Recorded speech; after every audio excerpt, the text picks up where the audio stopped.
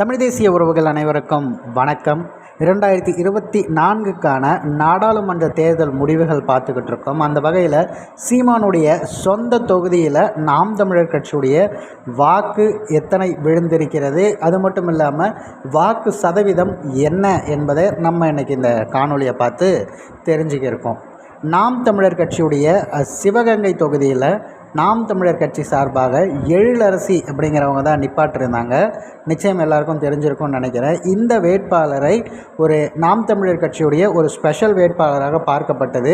காரணம் என்னென்னா, நாம் தமிழர் கட்சியுடைய தலைமை ஒருங்கிணைப்பாளர் அவர்களுடைய சொந்த தொகுதியில் நிற்கிறாங்க. அவர்களை அறிமுகப்படுத்தியதே யார் அப்படின்னு பார்த்தீங்கன்னா, நாம் தமிழர் கட்சியுடைய ஒருங்கிணைப்பாளர் அவர்களுடைய தாயார் அவங்க தான் பார்த்திங்கன்னா இந்த வேட்பாளரையை அறிமுகப்படுத்தினாங்க. அது மட்டும் இல்லாமல் அவர்களுக்காக களப்பணியில் இறங்கி வாக்கு செலுத்தணும் அப்படிங்கிறத சொன்னாங்க.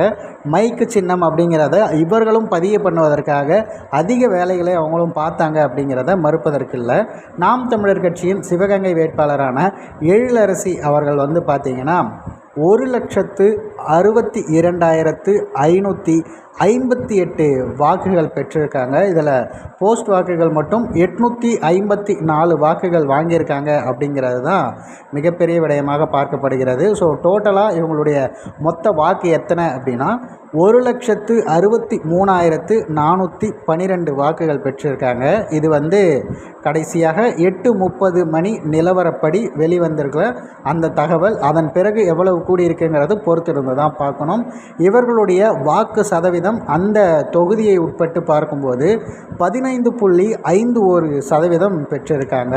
இப்போ 15% அப்படிங்கிறது ரொம்ப பெரிய ஒரு விஷயம். அது மட்டும் இல்லாமல் நாம் தமிழர் கட்சியுடைய வேட்பாளர்களில் அதிகமான வாக்குகள் வாங்கியவர்களும் இவர்கள் தான், அதிக பெர்சன்டேஜ் வாங்கியவர்களும் இவர்கள் தான் அப்படிங்கிறது குறிப்பிடத்தக்கது.